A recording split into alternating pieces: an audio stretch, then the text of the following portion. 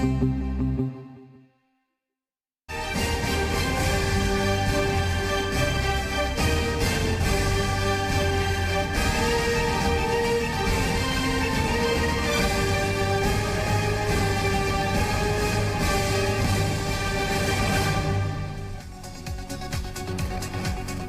बहुत स्वागत है आपका। मैं हूं आपके साथ विवेक शुक्ला और आप देख रहे हैं यूपी मांगे उत्तर। आज हम जिस वक्त चर्चा कर रहे हैं उसी वक्त दिल्ली में यूपी के सांसदों की बैठक शुरू होने जा रही है। अब सवाल यह है कि इस बैठक के मायने क्या हैं। तो कहा यही जा रहा है कि 2022 के सियासी समर में बीजेपी का रोडमैप इस बैठक से तय होगा। उधर विपक्ष बीजेपी के इस मंथन पर तंज कस रहा है। अखिलेश यादव तो यहां तक कह रहे हैं कि दिल्ली में बैठक होना बता रहा है कि दिल्ली और लखनऊ के बीच दूरी है।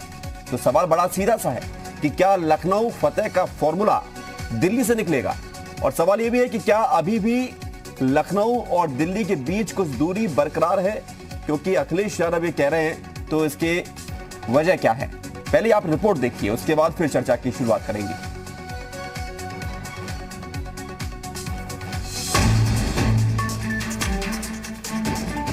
उत्तर प्रदेश में 2022 विधानसभा चुनाव से पहले देश की राजधानी दिल्ली में यूपी बीजेपी के सांसदों की बैठक आज से शुरू हो गई है। 2 दिन तक चलने वाली इस बैठक में हर दिन यूपी के 3-3 क्षेत्रों के सांसद हिस्सा लेंगे। इस बैठक के पहले दिन यूपी के ब्रज, पश्चिम और कानपुर क्षेत्र के सांसदों को शामिल किया गया है। वहीं बैठक के दूसरे दिन यानी कि 29 जुलाई को उत्तर प्रदेश के अवध, काशी और गोरखपुर क्षेत्र के सांसदों को शामिल किया जाएगा। इसी के साथ इस बैठक में यूपी के मुख्यमंत्री योगी आदित्यनाथ के अलावा यूपी बीजेपी अध्यक्ष स्वतंत्र देव सिंह, प्रदेश संगठन मंत्री सुनील बंसल और प्रभारी राधा मोहन सिंह भी बैठक में हिस्सा लेंगे। बताया जा रहा है कि इस बैठक के दौरान उत्तर प्रदेश के खास मुद्दों पर चर्चा करते हुए 2022 में होने वाले विधानसभा चुनाव को लेकर एक खास रोड मैप तैयार किया जाएगा। हम लोग चर्चा करेंगे और जो निर्णय होगा उसका अनुपालन करेंगे। भारतीय जनता पार्टी ने 2017 से ही चुनाव की तैयारी की और उसका मुख्य कारण है कि उत्तर प्रदेश का विकास का एजेंडा। उधर बीजेपी सांसदों की दिल्ली में हो रही बैठक पर एसपी प्रमुख और पूर्व सीएम अखिलेश यादव ने तंज कसा है। अखिलेश ने ट्वीट करते हुए कहा कि भाजपा आज अपने उत्तर प्रदेश के सांसदों से यूपी की दुर्दशा और दुर्गति का हाल दिल्ली बुलाकर पूछ रही है। इससे पता चलता है कि दिल्ली तथा लखनऊ में कितनी दूरी है।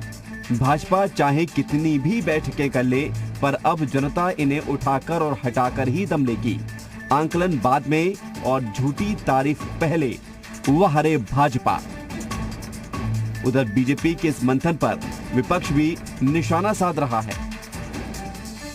जहां तक उत्तर प्रदेश सरकार की बात है, ना स्मार्ट सिटी नजर आती है, ना फिल्म सिटी नजर आती है, ना मेट्रो दिखती है, ना एक भी एक्सप्रेसवे बन पाया अभी तक, और 1 ट्रिलियन इकोनॉमी का सपना तो सपना ही रहता है। भारतीय जनता पार्टी कोई भी योजनाएं बना ले, कोई भी प्लानिंग कर ले, आने वाले विधानसभा के चुनाव में सारी योजनाएं, सारी प्लानिंग फेल होने जा रही हैं। कांग्रेस पार्टी आदरणीय प्रियंका गांधी जी के नेतृत्व में उत्तर प्रदेश में 2022 में सरकार बनाने जा रही है। रही बात भाजपा की कि वो अपने सांसदों के साथ दिल्ली में बैठी है, तो बिल्कुल सही है। भारतीय जनता पार्टी लगातार अपने संसद सदस्यों, विधानसभा सदस्यों के साथ बैठती है, पार्टी का फीडबैक लेती है, और वही कार्य जो है आज दिल्ली में चल रहा है, और ये इससे पहले भी कई बार चलता रहा है और चलता रहेगा। कुल मिलाकर 2022 के लिए बीजेपी के मंथन पर नजरें सबकी हैं। विपक्ष भले ही इस बैठक पर तंज कस रहा हो, लेकिन बीजेपी की एक-एक रणनीति पर सभी विपक्षी दल टकटकी लगाकर बैठे हैं। और अब देखना यही है कि इन 2 दिनों की बैठक के बाद दिल्ली दरबार से लखनऊ फतेह के लिए कौन सा मंत्र निकलकर सामने आता है। ब्यूरो रिपोर्ट, जी मीडिया।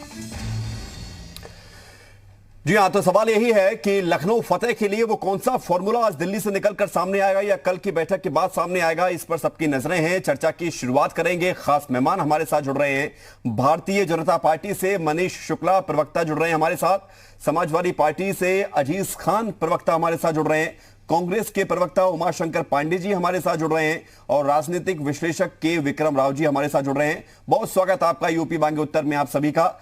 चर्चा की शुरुआत करेंगे लेकिन उससे पहले जो तस्वीरें दिल्ली से मिल रही हैं, जो खबरें दिल्ली से मिल रही है, उसकी जानकारी ले लेते हैं। पवन हमारे साथ जुड़ गए हैं, यूपी सदन के बाहर मौजूद है। पवन, क्या खबर है? 8 बज चुके हैं, बैठक को लेकर क्या अपडेट? बिल्कुल, देखिए, अगर बात करें तो मुख्यमंत्री योगी आदित्यनाथ और सांसद यहां पर पहुंच चुके हैं और मुख्यमंत्री योगी आदित्यनाथ ठीक 8 बजने में 2 मिनट बाकी था तभी वो कॉन्स्टिट्यूशन क्लब पहुंच चुके हैं और कॉन्स्टिट्यूशन क्लब में पहुंचने के बाद अब जो है बैठक शुरू हो चुकी है। यहां पर पहले से ही प्रदेश अध्यक्ष स्वतंत्र देव सिंह और सुनील बंसल मौजूद थे, सभी एमपी यहां पर पहुंच गए थे और अब मुख्यमंत्री योगी आदित्यनाथ भी यहां पर पहुंच गए हैं और ये माना जा रहा है कि ये बैठक बिल्कुल शुरू हो चुकी है। सबसे बड़ी बात है कि जितने भी सांसदों से जी मीडिया ने बात की उन सभी ने बताया कि ये एक ऐसा सत्र होता है जब सारे सांसद दिल्ली में मौजूद होते हैं, तो एक तरीके के शीर्ष नेतृत्व के साथ बैठकर बैठक की जाती है, लेकिन कहीं ना कहीं आने वाले चुनाव की रणनीति और आने वाले चुनाव के लिए जो रोडमैप तैयार हो रहा है उससे भी सांसदों को अवगत कराना है, उन्हें जिम्मेदारियां देनी है, इसलिए ये महत्वपूर्ण बैठक मानी जा रही है। आज ये बैठक, इसमें 30 से ज्यादा आज सांसद जो है वो पार्टिसिपेट कर रहे हैं और अगर बात करें तो कल भी ये बैठक जारी रहेगी। 6 अलग अलग जोन में पूरे प्रदेश को बांटा गया था और आज 3 जोन के जो 3 जोन की बैठक उन सांसदों के साथ हो रही है। पवन, उस बैठक पर भी हम चर्चा करते रहेंगे, आप लगातार हमारे साथ बने रहिए क्योंकि आपके माध्यम से हमें खबरें मिलेंगी कि दिल्ली की बैठक में क्या हो रहा है और लखनऊ में क्या संदेश जाएगा उसका। हम चर्चा की शुरुआत करते हैं। मनीष शुक्ला जी, सवाल मेरा पहले आपसे, क्या सांसद विधायकों की जीत की धार बनेंगे या रास्ता बनाएंगे? दिल्ली में बैठक क्या आपको संदेश देने की जरूरत महसूस करा रहा है? इसके पीछे वजह क्या है? देखिए, आपके सवाल के जवाब के 2 हिस्से हैं। पहला हिस्सा ये है कि जब भी संसद सत्र चलता है, अभी इस संसद सत्र में, पहले भी संसद सत्रों में सभी राज्यों की बैठकें की जाती हैं। उस समय अभी 2-3 दिन पहले बिहार राज्य की बैठक संपन्न हुई। चूंकि सभी सांसद वहां मौजूद रहते हैं, उपस्थित रहते हैं, तो वहां के प्रदेश अध्यक्ष और महामंत्री संगठन अगर अपने राज्य में हैं तो वहां आ जाते हैं और बैठकें होती हैं। और भारतीय जनता पार्टी 365 दिन काम करने वाला संगठन है, तो तमाम जो हमारी कार्य योजनाएं आगे के लिए रहती है उस पर चर्चा होती है।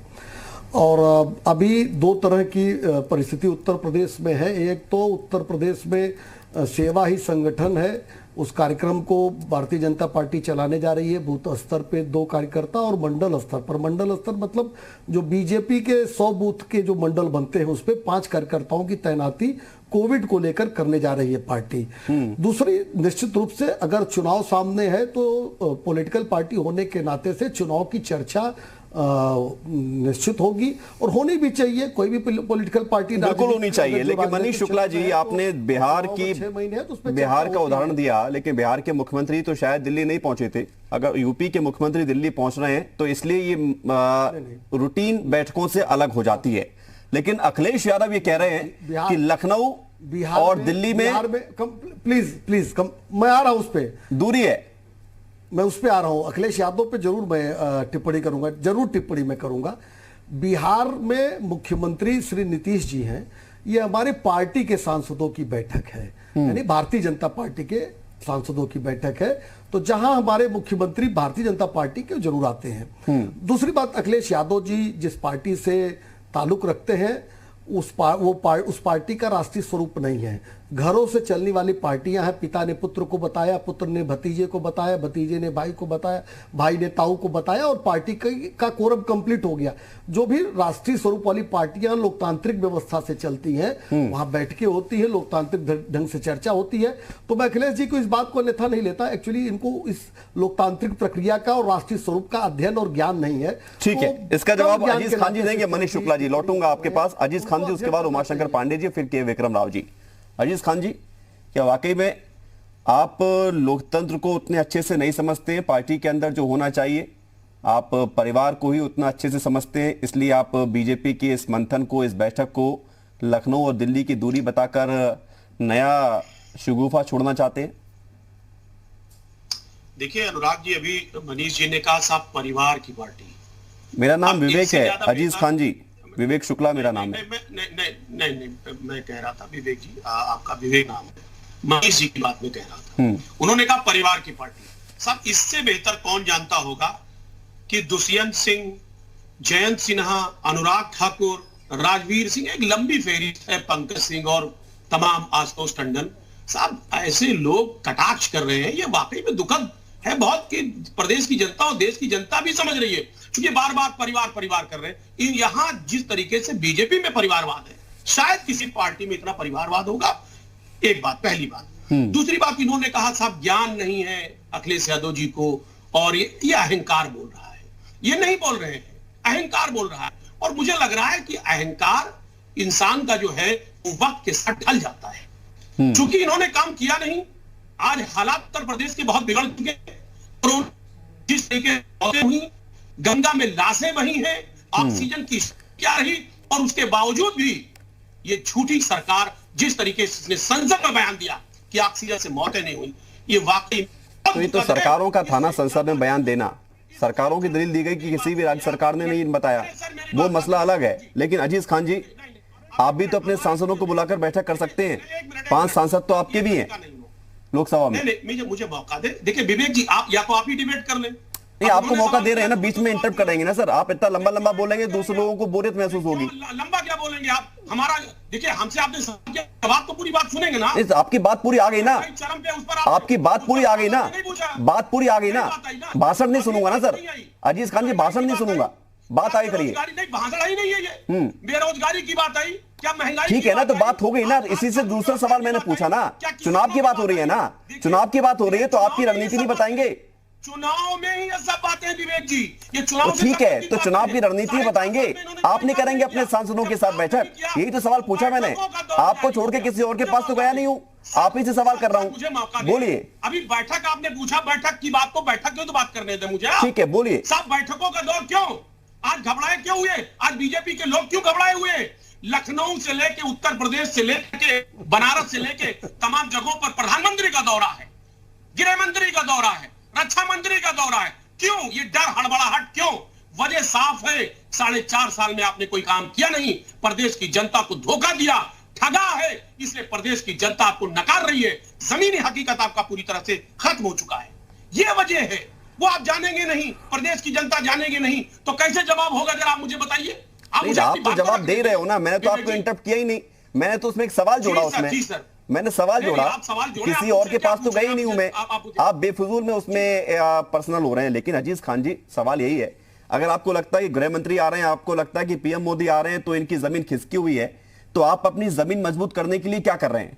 आप भी वही काम कर रहे हो जो बीएसपी कर रही है। आप भी ब्राह्मण सम्मेलन बुलाने जा रहे हैं, आप भी निषादों को लुभाने जा रहे हैं, आप भी जातिगत सम्मेलन कर रहे हैं, बीएसपी भी कर रही है, प्रबुद्ध वर्ग के नाम से अब बीजेपी भी करेगी आगे, इसकी भी रणनीति है।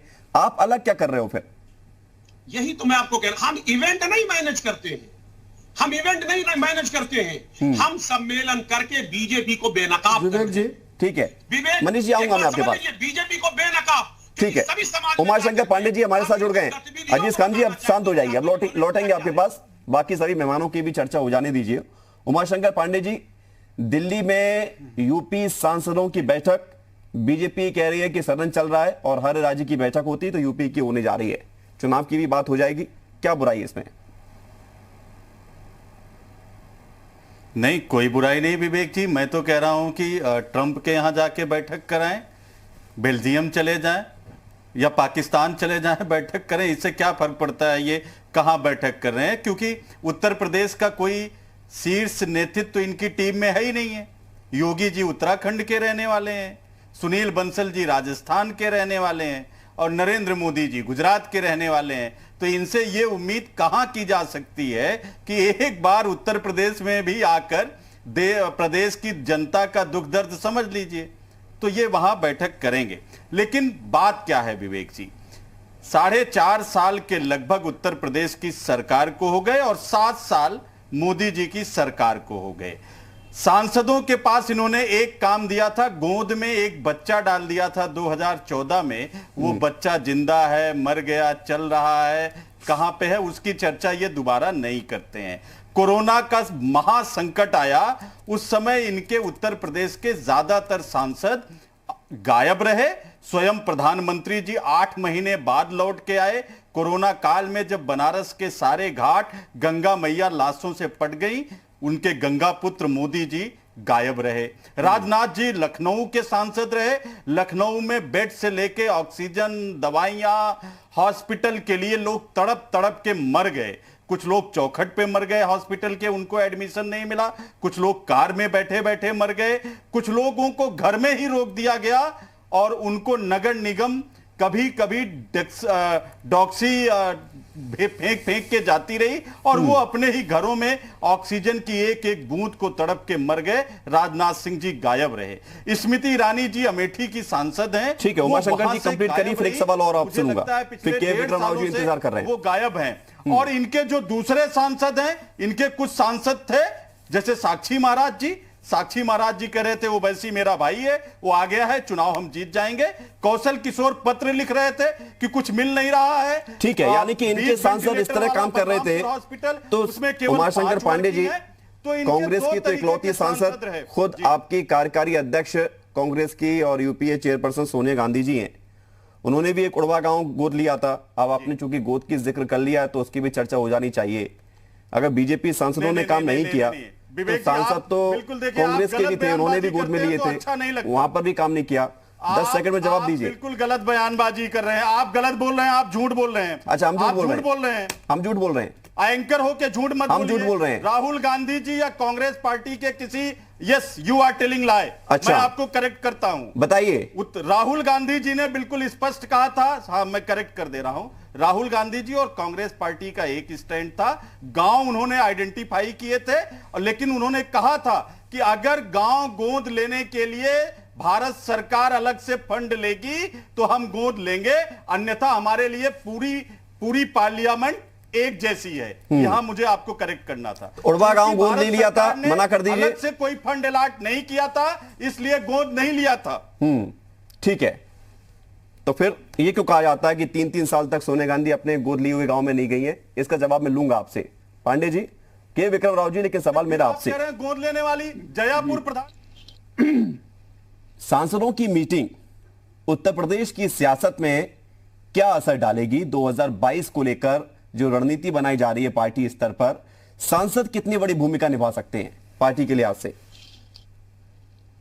विवेक जी, सवाल का जवाब देने के पहले एक भागीदार के नाते मैं एक श्रोता भी हूं, और यहां मैं जरा एक भौगोलिक विकृति जो पैदा हो गई है उसको दुरुस्त करने की कोशिश में करूं। कि कांग्रेस के प्रवक्ता ने कहा भौगोलिक रूप से उत्तर प्रदेश, दिल्ली, पाकिस्तान, पता नहीं क्या क्या कहा। इनको मैं याद दिला दूं, इस देश को नेहरू ने जब एक किया था तो पश्चिम यूपी से अजित प्रसाद जैन चुनाव हारे थे। उनको तुमकुर कर्नाटक ले गए थे नेहरू, और कन्नड़ा भाषियों ने एक हिंदी भाषी को लोकसभा में चुना उपचुनाव में। देश एक है, भारत एक है, ये तभी साबित हो गया था। कांग्रेस पार्टी का उसमें योगदान रहा। आज कांग्रेसी प्रवक्ता, जो शायद इनके पैदा होने की पहले की बात रही होगी, ये कहते हैं कि देश को दिल्ली, लखनऊ, ये क्या मजाक किए? ये देश एक है, अंग्रेज भी इसको नहीं तोड़ पाए। थोड़ा ख्याल कीजिए, थोड़ा शब्दों का। देश एक है विक्रम राव जी, हमने बनाया है, हमारा खून पसीना लगा है इसमें। हमारे कांग्रेस के पूर्वजों ने गोलियां खाकर रियासतों को अब सुन तो लीजिए पांडे जी, उमाशंकर पांडे जी, आप ही अकेले नहीं बोलेंगे, बाकी सभी लोग बोलने दीजिए। एक मिनट, शांत हो जाइए, शांत हो जाइए, शांत हो जाइए, एक मिनट। के विक्रम राव जी बोलिए। देश का प्रधानमंत्री जब ये कहता है, मैं क्या बोलूं जब ये सब डिस्टर्ब कर रहे हैं? पांडे जी शांत हो जाइए। दूसरों को सुनने देंगे आप? नहीं सुनने देंगे। अरे आपने सब कुछ किया, बाकी सबने कुछ नहीं किया है, और फिर भी जनता ने आपको बता दिया कि आपने क्या किया था, उसका परिणाम क्या रहा है। पांडे जी रिलैक्स करिए, थोड़ा सा आराम करिए, सुनिए जरा। राव साहब बोलिए। किस पार्टी की बात कर रहे हैं? उत्तर प्रदेश में शासन रहा इनका कितने दशकों तक? आज क्या है? 5 है 7 लोग विधायक गए हैं। संसद में मान्यता प्राप्त विपक्ष नहीं बन पाई है, ये गत हो गई है, और फिर भी जनता की बात करते हैं। अरे भाई, और लोग भी जेल गए, और लोग भी लड़े आजादी के लिए, केवल आप ही नहीं थे। खैर छोड़िए, मुझे बात नहीं जाना है। मेरी आवाज जी आवाज आ रही है। थोड़ा से समीकरण में बात करिए सर। सांसद क्या भूमिका निभाएंगे? मुझे आपकी सांसदों की भूमिका बहुत जरूरी है क्योंकि हर सांसद को कम से कम 6 से 7 विधायकों को जिताना पड़ेगा अगर उसे साबित करना है कि उसने काम किया है क्षेत्र में और अगले लोकसभा चुनाव में जो आने वाला है लेकिन क्या आपने कभी उसको जिम्मेदारी है। मोदी जी 60 साल करते रहे उसी चलिए पांडे जी आपने एक भी शब्द आप ये सोचकर आए हैं क्या सभी को इंटरप्ट करेंगे, सभी को डिस्टर्ब करेंगे, और जब आप बोलेंगे सब बोलेंगे तो कैसा लगेगा आपको? इसलिए सबको बोलने दीजिए, धैर्य से सुनिए। चर्चा इस तरह से नहीं होती। अगर आप चाहते हो कि आपको आपस में लड़ना चाहिए तो मैं ब्रेक के बाद लौट रहा हूं और आपको जिससे बहस करनी है उससे बहस करवाऊंगा मैं। पांडे जी बने रहिए, ठीक है, सभी लोग बने रहिए। छोटा सा ब्रेक है, ब्रेक के बाद इसी विषय पर चर्चा और अपडेट भी लेंगे दिल्ली से क्या खबर मिल रही है बैठक के अंदर की। छोटा सा ब्रेक, चल लौटते हैं। और लगातार हम चर्चा कर रहे हैं दिल्ली में हो रही बीजेपी के यूपी सांसदों की बैठक और उसका प्रभाव, और क्या लखनऊ कांग्रेस में दूरी को लेकर जो चर्चाएं चल रही हैं, विपक्ष ने जो तंज कसा है, इसका क्या मतलब है, और बीजेपी रणनीति बना रही है तो विपक्ष क्या कर रहा है, क्या रणनीति देख रहा है या अपनी भी कुछ रणनीति सामने रखेगा, तमाम मुद्दों पर चर्चा हो रही है। और मनीष शुक्ला जी, सवाल इसी बात को लेकर है कि अगर बीजेपी अपने सांसदों के साथ चर्चा करती है तो क्या इस चर्चा से निकलकर ये आएगा कि आप अपने सांसदों को ज्यादा वक्त देंगे, कहेंगे कि आप जाके अपने गांव में देखिए, अपने क्षेत्र में देखिए कितना काम हुआ कितना नहीं हुआ, ज्यादा एक्टिव करना चाहते हैं आप सांसदों को और उनके जरिए आप अपनी मजबूत जमीन को और ज्यादा मजबूत करना चाहते हैं? देखिए शुक्ला जी, हमें थोड़ा सा समय दीजिएगा दो बातों को। एक तो आप, मेरा ये मानना होता है कि एंकर का जो सवाल है उसका जवाब जरूर देना चाहिए, यदि और लोग पालन नहीं करते। निश्चित रूप से सांसद जनप्रतिनिधि हैं, 5 विधानसभाओं में एक सांसद होते हैं और उनकी जिम्मेदारी है कि जो केंद्र की योजनाएं हैं, जो राज्य की योजनाएं हैं, वो नीचे तक पहुंचे और उन 5 विधानसभाओं में वो जो विकास की किरण है वहां तक जानी चाहिए। और अगर 6 महीने बाद चुनाव है उत्तर प्रदेश में, उत्तर प्रदेश के जो सांसद हैं उनकी चुनावी जिम्मेदारी निश्चित है और वो फिक्स भी की जाती है, वो दी भी जाती है। और लेकिन अभी पार्टी सेवा ही संगठन के माध्यम से कोरोना की जो संभावित तीसरी लहर है और या जो गरीबों के अन्न वितरण के कार्यक्रम है और तीसरा जो बूथों का सत्यापन का काम है, इन 3 कामों में हमने फोकस किया। ये सब बैठक के बिंदु रहने वाले हैं। देखिए 2-3 बातें अभी दोनों साथियों ने कोरोना का जिक्र किया। एक तो कोरोना की तीसरी लहर की अगर बात करें तो अभी केरल में 22,000 केस आज ही आए हैं। जो बकरा ईद में उन्होंने छुट्टी दी थी, जो बकरा ईद में उन्होंने डील दी थी, उसके नाते से आज सुपर स्प्रेडर बन गया है केरल। एक शब्द किसी के मुंह से नहीं निकल रहा है। 3.5 करोड़ की आबादी केवल है उत्तर केरल की, जहां 22,000 आज निकले हैं। उत्तर प्रदेश 24.5 करोड़ की आबादी वाला उत्तर प्रदेश, दूसरी लहर में जितना बेहतर प्रबंधन उत्तर प्रदेश सरकार ने किया है उसकी तारीफ नीति आयोग ने भी की, WHO ने भी की, महाराष्ट्र के हाईकोर्ट ने भी की, और उसको कहने की जरूरत नहीं है। जो गंगा की बातें करते हैं उनको दरअसल हिंदू रीति रिवाजों का पता नहीं है। अभी एक साथी कह रहे थे कि ये दूसरे देश चले जाए, ब्राजील चले जाए, यहाँ चले जाए। जिनका दल खुद इटली के इशारे पर चलता है वो देश को खंड खंड में बांटना चाहते हैं। वायनाड पता है कहां पे है? राहुल गांधी वायनाड में पैदा हुए थे क्या पांडे जी?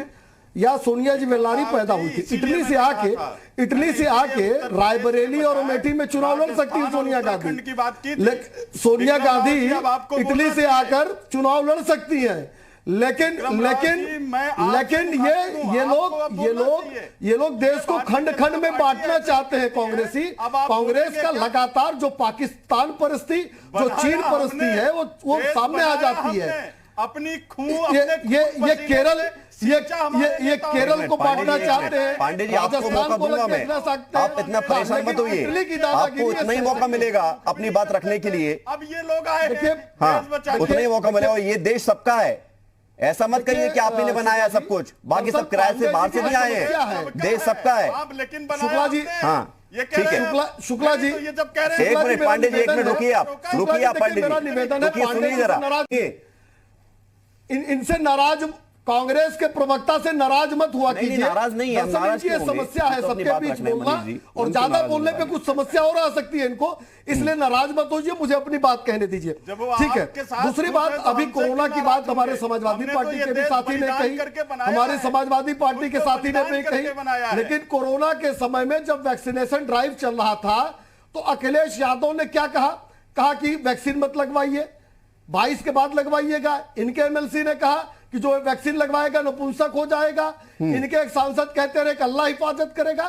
तो इन लोगों ने तो ये लोग ये चाहते थे कि कोरोना के समय में एक भ्रम भय की स्थिति पैदा हो और लोगों में लोगों का ज्यादा से ज्यादा क्षति हो। इनके राष्ट्रीय अध्यक्ष ने जिस तरह से वैक्सीनेशन, मनीष शुक्ला जी एक सवाल का जवाब और दीजिए। ये सारी कोरोना पर बात हो गई, किसने क्या कहा वो जनता के सामने, मनीष शुक्ला जी किसने क्या कहा और किसने क्या किया वो सब जनता देख रही है और जनता उसी सबको देखकर ही वोट करेगी। ये आपके बताने से या उनके कहने से जनता को कुछ असर नहीं पड़ने वाला। जनता ने देखा है कि उसके लिए कौन खड़ा रहा है, उसको किससे मदद मिली है।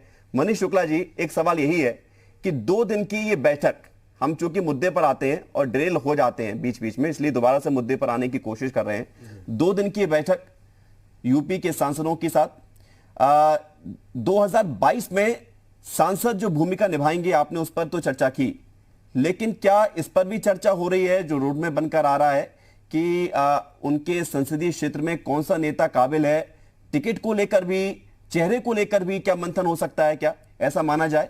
क्योंकि सांसद हो सकता है कि ज्यादा बेहतर जानते हो अपने पूरे संसदीय क्षेत्र के बारे में। देखिए चुनाव में कौन लड़ेगा, कैसे लड़ेगा, कौन चेहरा होगा, इसकी एक अलग प्रक्रिया होती है और निश्चित रूप से हमारी लोकतांत्रिक पार्टी है, बूथ से लेके मंडल, जिले से लेके प्रदेश और संसदीय कमेटी तक जाता है और जब उस प्रक्रिया में सांसद की जहां भूमिका होती है निश्चित रूप से उनसे भी राय ली जाती है। लेकिन मैंने इसीलिए कहा कि 3-4 अभियान हमारे सामने हैं। एक तो बूथ स्तर और मंडल स्तर पर कोरोना वॉरियर्स की तैयारी है, तैनात करने की तैयारी पार्टी कर रही है। दूसरा जो गरीब कल्याण के लिए अन्य योजना है वो ठीक से बट जाए। तीसरा यानी कि योजना धरती तक पहुंचे, जमीन तक पहुंचे, लोगों तक पहुंचे, ये एक मुख्य मकसद है। मनीष जी लौटूंगा आपके पास, क्योंकि हम इसी मुद्दे पर जिस पर चर्चा कर रहे हैं उसको लेकर अपडेट भी लेते हैं। पवन हमारे साथ लगातार दिल्ली से बने हुए हैं। पवन क्या खबर आ रही है बैठक को लेकर? बिल्कुल देखिए, अगर बात करें तो बैठक पूरी तरीके से शुरू हो चुकी है और सबसे बड़ी बात है कि जो सांसद हैं वो यहाँ पर सभी सांसद पहुँच चुके हैं। मुख्यमंत्री योगी आदित्यनाथ ठीक 8 बजे यहाँ पहुँच गए थे। सुनील बंसल, उनके साथ साथ स्वतंत्र देव सिंह, सभी लोग अंदर मौजूद हैं। बैठक शुरू हो चुकी है, चर्चा परिचर्चा शुरू हो चुकी है। जो भी बैठक में है अंदर मौजूद वो सभी कहीं ना कहीं इस बात को लेकर, इस चर्चा को लेकर इस को आगे बढ़ाने की कोशिश कर रहे हैं कि किस तरीके से जो आगे का रोड मैप है जो तैयार किया गया है पार्टी की तरफ से और जो जिम्मेदारियां दी जाएंगी, क्योंकि सांसद एक बहुत महत्वपूर्ण कड़ी होते हैं, उनको कई विधानसभाओं का बिल्कुल ये बात तो है पवन, सांसद महत्वपूर्ण कड़ी होते हैं, लेकिन इन सांसदों के साथ मीटिंग में क्या जेपी नड्डा पहुंचे हैं, शामिल हो गए हैं बैठक में? खबर आ रही है कुछ? बिल्कुल देखिए, बिल्कुल उनका थोड़ी देर में आने का जो है वो प्रोग्राम अभी बना हुआ है, लेकिन फिलहाल अभी तक जो है उनकी मौजूदगी अंदर नहीं हुई है। अभी फिलहाल सिर्फ मुख्यमंत्री और जो प्रदेश अध्यक्ष हैं वो सांसदों के साथ उनकी बैठक शुरुआत हो चुकी है। आने का प्रोग्राम जो है वो बना हुआ है, लेकिन अभी फिलहाल वो नहीं पहुंचे। आप नजर बनाए रखें। पवन आपके पास लौटेंगे और हम एक बार फिर से चर्चा की तरफ रुख करते हैं। अजीज खान जी, सवाल मेरा आपसे अब कि समाजवादी पार्टी और कांग्रेस और बीएसपी सभी लोग एक ही तरह की बात कर रहे हैं, लेकिन जनता के बीच आप अलग अलग रास्ते से होकर जाएंगे। जनता आप तीनों को भी देख रही है, बीजेपी को भी देख रही है और जितने भी दल आएंगे उनको भी देखेगी।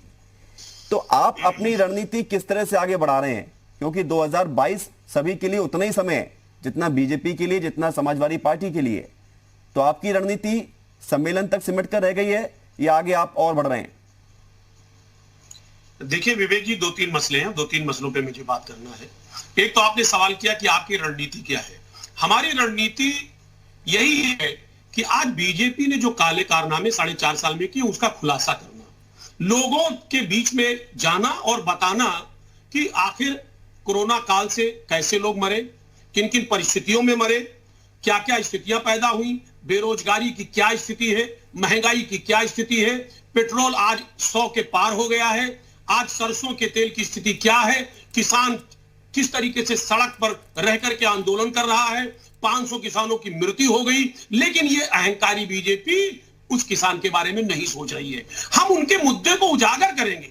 हम चाहते हैं कि बीजेपी ने जो 4.5 साल में, 4.5 साल के पहले वादा किया था कि हम प्रदेश को उत्तम प्रदेश बना देंगे। आज प्रदेश को कहां लाकर खड़ा कर दिया है। ये हमारा चुनावी मुद्दा ये होगा। एक बात अभी आप जिक्र कर रहे थे कि साहब क्या बातें हो रही होंगी और क्या मीटिंग होगी सांसदों के बीच में।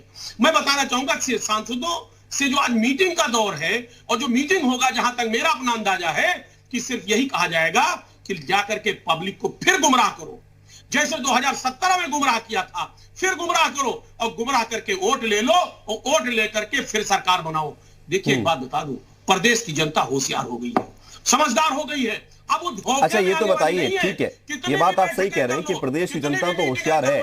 जी अजीज खान जी, सवाल यही है कि ये दावा कांग्रेस के प्रवक्ता को आपने सुना, उमाशंकर पांडे जी को, और बीएसपी के आप कार्यकारिणी का, आप इधर क्यों नहीं फोकस कर रहे हो? बीजेपी से मुकाबला ये सबको पता है, लेकिन आप कांग्रेस का मुकाबला कैसे करेंगे? क्या आप कांग्रेस को मुकाबले में नहीं मानते, गिनते नहीं आप मुकाबले में?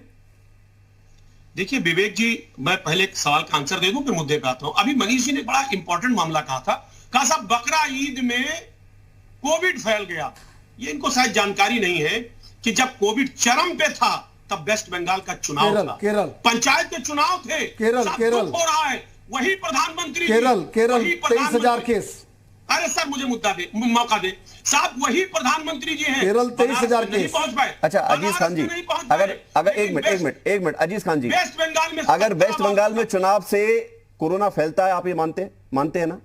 इसको कह रहे हैं ना? ठीक है, तो केरल में अगर बकरीद से या त्योहार में छूट देने से आज कोरोना फैल रहा है तो उसको क्यों नहीं मान रहे आप?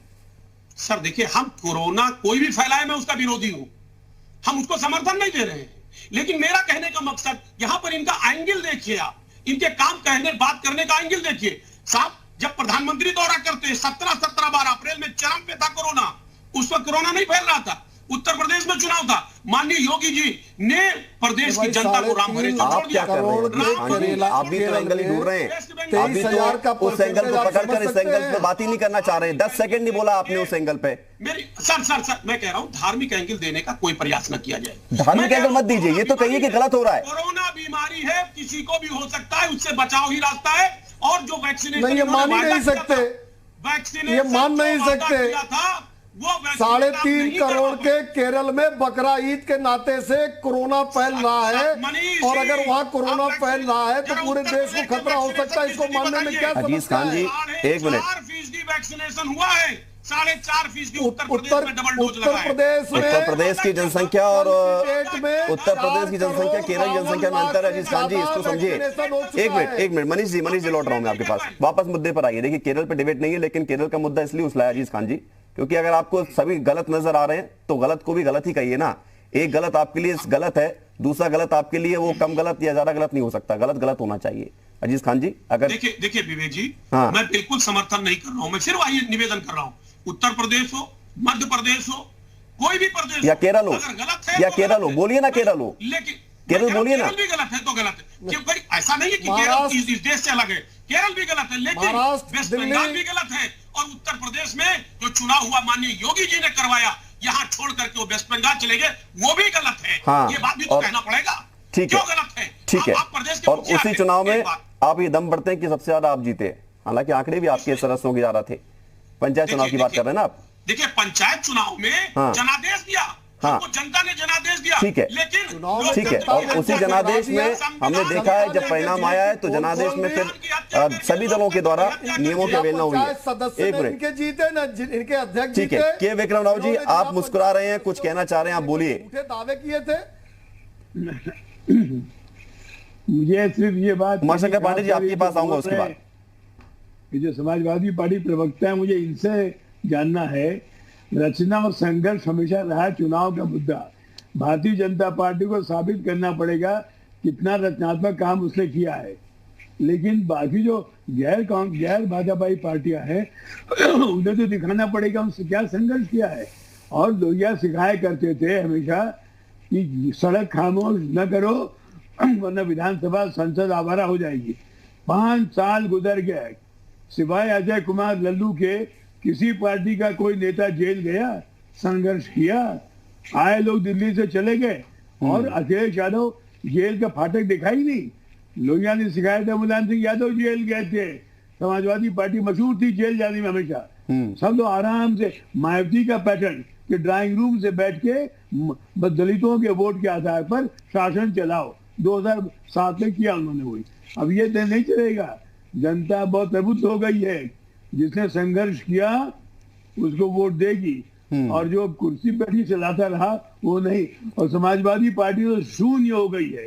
फावड़ा और जेल लोहिया ने सिखाया था, नमूने थे। क्या क्या लोगों ने फावड़ा में जंग लग गई, जेल भूल गए और सत्ता की सपना देख रहे। वही एमवाई के मुस्लिम यादव के नाम पर। अब ये चीजें नहीं है। बिहार के उदाहरण से तय हो गया है कि जाति के नाम पे वोट नहीं पड़ेंगे। अखिलेश यादव जेल जाते हैं, अजय कुमार लल्लू का उदाहरण पेश है सबके सामने कि संघर्ष और रचना, तभी रचना का मौका मिलेगा। मेरा यही कहना है। ठीक है, उमाशंकर पांडे जी आप बात करिए, और साथ ही अगर आप चाहो, क्योंकि मैंने खोजा इसके बारे में, आपने चूंकि मुझ पर इतने गंभीर आरोप लगाया। अजीज खान जी मैं लौटूंगा आपके पास। आपने मुझसे सवाल किया था। अजीज खान जी आऊंगा, समय समाप्त हो रहा है। उमाशंकर पांडे जी इंतजार कर रहे हैं। आपने कहा था उमाशंकर पांडे जी कि मैं झूठ बोल रहा हूं, लेकिन मैंने फिर इस पर सर्च किया। एक बोर्ड मुझे दिखा जिस पर सांसद आदर्श ग्राम उड़वा का बोर्ड लगा हुआ है, बाकायदा विकासखंड सबका जिक्र। आप कहोगे तो मैं आपको भेज दूंगा। बात ये नहीं है कि गोद लिया था या नहीं लिया था, सभी लोग कह रहे हैं लिया था। अब आप मानने को तैयार नहीं है, लेकिन हमें यूपी चुनाव पर चर्चा करने के लिए आपको बुलाया गया, तो इस पर चर्चा करते हैं। क्या कांग्रेस, समाजवादी पार्टी और बीएसपी, उमाशंकर पांडे जी, कांग्रेस समाजवादी पार्टी और बीएसपी से मुकाबला करने को तैयार है? बीजेपी तो है ही मुकाबले में, उससे तो आपको लड़ना ही है। हम किसी से मुकाबला नहीं करने आए हैं विवेक जी, हम अपना संघर्ष कर रहे हैं, जनता की आवाज उठा रहे हैं, और जनता के आदेश से जनता की सेवा करने के लिए उत्तर प्रदेश में चुनाव लड़ेंगे और अपनी सरकार बनाएंगे पूर्ण बहुमत से, और फिर जनता की सेवा करेंगे। मुझे एक दो बातें और कहनी थी। मनीष शुक्ला जी सुन रहे थे, मैं इस पर विक्रम राव जी का जरूर तवज्जो चाहूंगा। अच्छा है, हंसना बड़ा अच्छा होता है, भगवान करे आप हंसते रहे। विक्रम राव जी सुनिएगा जरा, इस बात को जरूर सुनिएगा। एक मिनट है मेरे पास, उसी हिसाब से बोलिएगा पांडे जी। कहा और तमाम और नहीं, सुन लीजिए, मैं जानता हूं आपके पास मेरे लिए समय नहीं है। अरे आप गजब विक्रम राव करते जी हो। जरा सुनिएगा इस बात को कि तमाम भारतीय, सुन लीजिए, भारतीय जनता पार्टी के प्रवक्ता कहते हैं केरला में कोरोना इतना है, महाराष्ट्र में इतना है, राजस्थान में इतना है। विक्रम राव जी, क्या ये डिस्क्रिमिनेशन नहीं है? प्रधानमंत्री क्या उन्हीं राज्यों का होता है जहां पर उसकी सरकार होती है? क्या केरला के प्रधानमंत्री नहीं है नरेंद्र मोदी जी? महाराष्ट्र के नहीं है क्या? राजस्थान के नहीं है क्या? 21 दिन में कोरोना जीतने का ऐलान वो क्या 40% राज्यों का कर रहे थे कि कोई भी गाइडलाइन बना भेदभाव पे इन पर इनके क्षेत्रवाद पर आप यात्रा पर माननीय सर्वोच्च न्यायालय के आदेश के बाद मनीष जी 10 सेकंड में बात पूरी हो रही है पांडे जी की, उसके बाद समय बचेगा तो मैं आपसे रिएक्शन लूंगा। क्या आप उस पर कभी प्रश्न आपने उठाया? कोरोना में इतने लोग मर गए, तमाम अच्छा पांडे जी कोरोना का फेल्योर निकले, आपने कभी प्रश्न सांसद है राहुल गांधी आंदोलन कर रहा है, क्या कभी आपने उसके समर्थन में कोई ब्लॉग लिखा? बेरोजगारी 45 सालों के रिकॉर्ड स्तर पर पहुंच गया, आपने आवाज उठाई। अब जवाब तो ले लें दो मनमोहन पांडे जी, जवाब सुनना पसंद करेंगे आप या सवाल ही करते रहेंगे? आज उसी तरीके से जैसे सोनिया जी ने गांव गोद नहीं लिया था, डीजल पकड़ा गया चैनल पे, उसका जवाब कब देंगे पांडे जी? आप पार चला गया, आपने प्रश्न चिन्ह उठाया, ठीक है, और आप हमको छोड़ दीजिए। चलिए, पत्रकार मारे जा रहे हैं, पत्रकारों को जेल। पांडे जी दिक्कत यही है, आप लोग केवल सवाल पूछना जानते हो, जवाब देना नहीं जानते हो, और ना जवाब सुनना पसंद है आपको। यही हाल संसद में हो रहा है, यही हाल आप टीवी डिबेट में कर रहे हो। आप सवाल सुनना, सवाल का जवाब नहीं चाहते हो। समय समाप्त हो गया, बहुत धन्यवाद आपका। उमाशंकर पांडे जी, आप ऐसे ही सवाल पूछते रहिएगा, अगर जवाब नहीं चाहते हो तो सवाल पूछने का कोई मतलब नहीं है। आप, मेरी आवाज आपसे तेज है। अरे कोई तेज नहीं है आवाज, अगर मैं चिल्लाने में बैठूं तो आपकी आवाज कम हो जाएगी, लेकिन पांडे जी जवाब सुनना चाहिए। अगर आप सवाल चाहते हो तो आपको जवाब सुनने की आदत होनी चाहिए। बहुत धन्यवाद, उठाया क्या? बहुत धन्यवाद। अब आप मत सिखाइए कौन क्या करे, आप अपना काम करिए। जिस काम के लिए आपको बुलाया जाता है आपको वो काम करना चाहिए। आप दूसरों से दुनिया भर के सवाल पूछकर अपनी वाहवाही लूटना चाहते हो, इससे काम नहीं चलता है। और यही दिक्कत है राजनीति में, आप अगर पर्सनल होकर काम करोगे तो काम नहीं चलेगा। काम चलेगा जनता के बीच जाकर, काम चलेगा जनता के मुद्दे उठाकर, जनता के सवाल उठाकर। जो ये काम करेगा जनता उसको पसंद करेगी, जो नहीं करेगा जनता फिर ठेंगा दिखाती है, जैसा अब तक दिखाती आ रही है। छोटा सा ब्रेक है, यूपी मांगे उत्तर में इतना ही।